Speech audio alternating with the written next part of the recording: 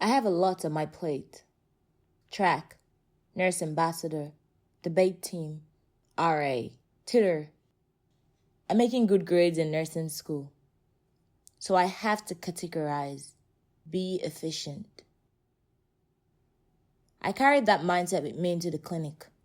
My professor gave us a checklist of everything we need to do by the end of our 12-hour clinical. We're graded by what we complete, not by the impact we have on patients. That's why we're running through the motions. I used to be all about my checklist. We were changing IV lines for all patients. One woman was on day 2 of substance use withdrawal. The nurse barely spoke to her, just nodded and went on to the next patient. I followed her out, but noticed the patient shaking and breathing loudly. Should I go back? There are important rules about what students can or cannot do, and my professor was with other students, scattered across the department. I asked the nurse if I could take a minute to check on her.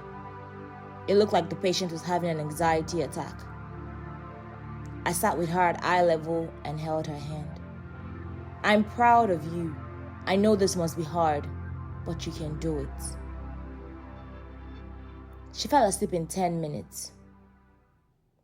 I wrote about that in my clinical reflections. Checklists, grades, and rules are important, but I can be present. Listen to what patients are saying or not saying. Every person, every circumstance is different. On paper, he was recovering well from surgery. His vitals were stable and the medication chart was followed precisely. But something seemed off. His eyes were sunken, jaw clenched, his body was tense, and every movement looked really excruciating.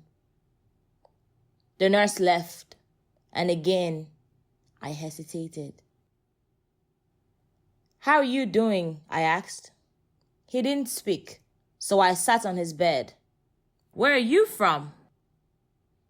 Cool. What's fun to do in Kingsport? I asked. I've never been. Warming up, he asked about me. Nigeria? I've never been there either. He smiled. Then I asked the pain questions. Scale of 1 to 10. How much? A 9? The pain meds weren't helping, but he'd stopped mentioning that. So I found a different nurse. She didn't say that's how they all are, looking for pain meds. She called his doctor who said he would reassess the pain management plan, and then his meds. The next time I saw him, he sat up straighter, talked more. I'm still coming to Nigeria to visit, right? He joked. He was a totally different person.